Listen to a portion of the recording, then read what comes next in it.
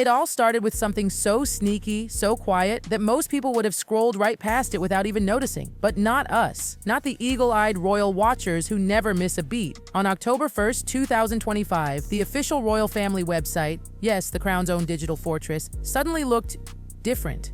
And when I say different, I mean gutted, stripped, sanitized to the bone. Harry and Meghan's pages? Oh, honey, they weren't just updated. They were butchered. For years, that site carried long, detailed biographies about each member of the family. Everything from their school days, career highlights, down to the charities and patronages that polished their images into something respectable.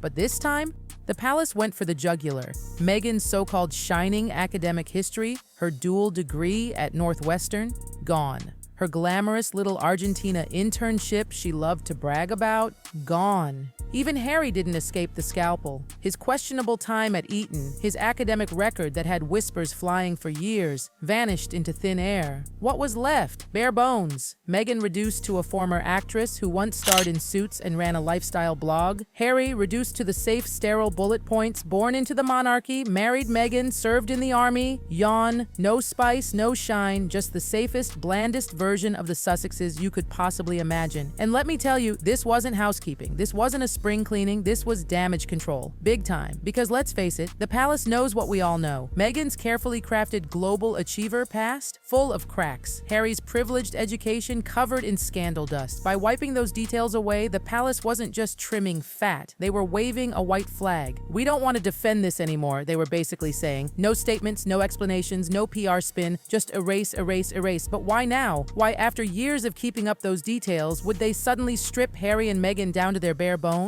Well, the answer may lie in Meghan's relentless attempts to rewrite her own life story. She's been telling and retelling versions of her past, tweaking little details until, surprise, surprise, things no longer match the receipts. Take her Disneyland grad night story. Meghan loves to say that in 1999, she and her classmates ended their high school days with a magical night at the happiest place on earth. Cute, right? Problem is, it never happened. Her high school confirmed there wasn't even a grad night that year. Not enough kids signed up, so the trip was canceled. If anyone went, it was on their own dime. And yet Meghan keeps retelling it like it's gospel, with Harry nodding along in interviews like the ever-supportive husband. Now let's talk about Argentina. Meghan has painted her short time in Buenos Aires as this glamorous official U.S. Embassy internship. The way she tells it, you'd think she was sipping Malbec in cobblestone cafes while casually saving democracy. But those who were actually there tell a very different story. It wasn't a government posting, it was a family favor. Her uncle pulling strings so she could shadow staff for a few weeks, and Argentina in 2002 wasn't some dreamy, tango-filled backdrop. The country was in chaos, riots, and economic collapse, the streets on red alert.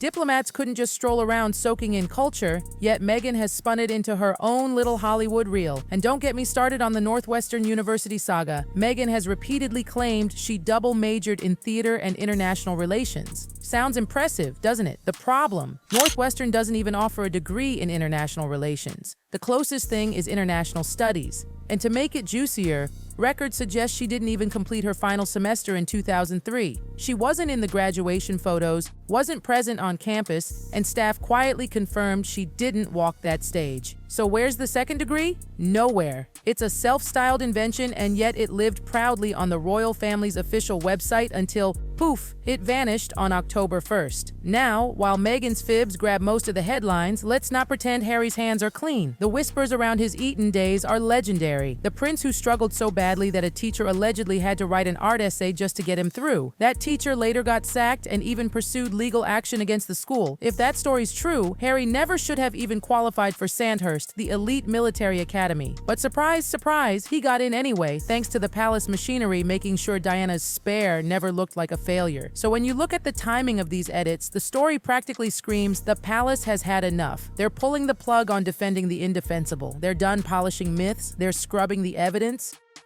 And by doing that, they're admitting, loudly, silently, that Meghan and Harry's stories don't stand up anymore. And you know what? This kind of move only fuels curiosity. Because if there was truly nothing to hide, why delete so much? Why strip Meghan's entire global sophistication backstory? Why erase Harry's education details? Why, while Catherine and Sophie's glowing, detailed biographies remain intact, do Harry and Meghan's look like skeletal afterthoughts? Because, darling, every line left up is a line that can be fact-checked. And when it comes to Harry and Meghan, Meghan, fact-checking is not their friend. Let's pause for a second and look at the contrast, because this is where the story gets juicy. While Meghan and Harry's bios were gutted like an old press release, other royals, Catherine, Sophie, even William, were left shining in full detail. Catherine's bio still glows with her education at St. Andrews, her charity work, her hobbies, even her family connections. Every single word checks out, every detail spotless. Sophie's bio? Same story. From her years in PR to her work as Countess of Wessex, nothing had to be erased because nothing was exaggerated. Their lives stand up to scrutiny. They don't need spin, they don't need myths. But Meghan, Harry, their glossy PR veneers start crumbling the second you poke at them. Let's go back to Meghan's so-called Northwestern dual degree. For years, this was touted as proof she was more than just an actress.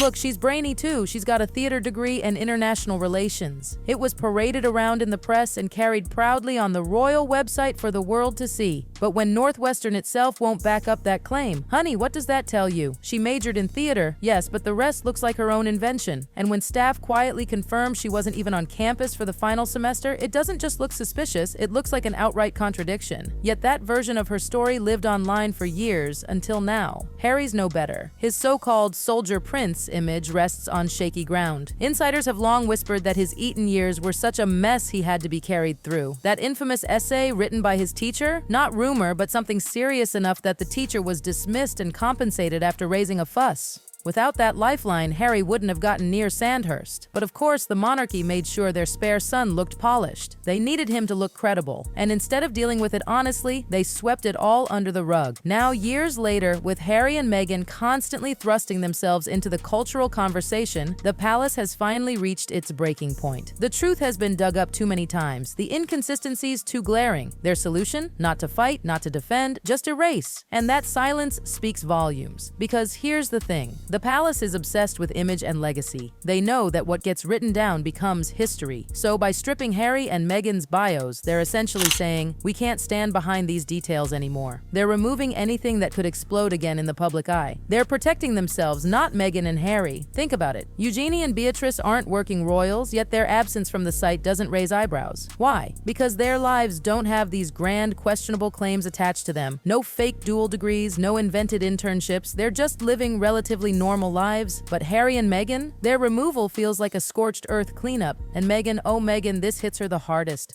For years, she built her entire image on being self-made, hardworking, and worldly.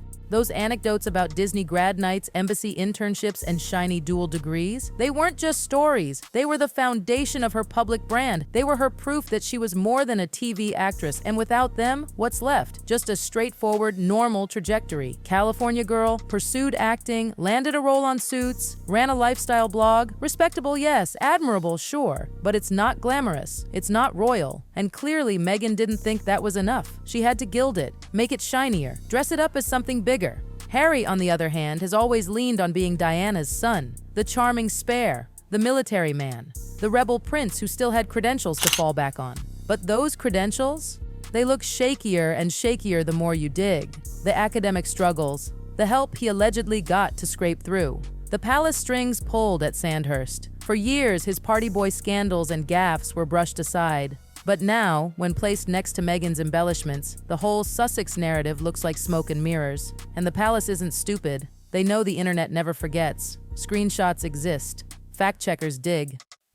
YouTube channels dissect every inconsistency like vultures. So their strategy is simple. Minimize the ammunition. The fewer claims left on the site, the fewer stories people can rip apart. Damage control, plain and simple. And the palace? They're playing the long game. They don't need to wage PR wars. They don't need to argue with fact-checkers or issue defensive press releases. All they have to do is wait. Because when history gets written, people will look back at the official record. And now the official record is sanitized, scrubbed, and stripped of anything that could bite back. What isn't written down fades away. That's the monarchy's real power, selective memory. But here's the twist. The digital age has changed the rules. Screenshots survive, YouTube channels dissect timelines with surgical precision, bloggers archive old pages, and no matter how fast the palace scrubs, the internet remembers. That's why this whole cleanup only fuels the fire. People aren't fooled. They're more curious than ever. For Meghan, the dream of being seen as worldly, intellectual, exceptional is slipping. Without the shiny extras, the truth is simple. A determined actress who landed a breakout role, built a lifestyle brand, and married into royalty. That's not shameful. That's actually admirable. But it's not the myth she tried to sell. And for Harry, the soldier prince image is shakier now that we know just how much the palace greased the wheels behind the scenes. His service in Afghanistan still earns him respect, yes, but the foundation underneath it all looks thinner, more fragile. And maybe that's the real tragedy here. Neither of them had to exaggerate. Their real stories were enough, but ambition, insecurity, and the hunger for a shinier image pushed them to pad, to polish, to stretch the truth. And when you live in a world where every detail can be fact-checked, that padding never survives for long. So here we are, Harry and Meghan, once hailed as the fresh, modern face of the monarchy, reduced to footnotes on the royal website. Once symbols of diversity and progress, now liabilities stripped of their fairy tale gloss. And the palace, once their biggest protector, has stepped back and left them to fend for themselves. It's not just a website update, it's a warning shot, a reminder that the monarchy plays chess while everyone else plays checkers. And right now, Harry and Meghan are running out of moves, because the truth, the palace doesn't need to destroy them. All it has to do is stop protecting them, and that's exactly what just happened. So the question isn't why the palace erased so much. The real question is, what happens to Harry and Meghan when there's nothing left to erase?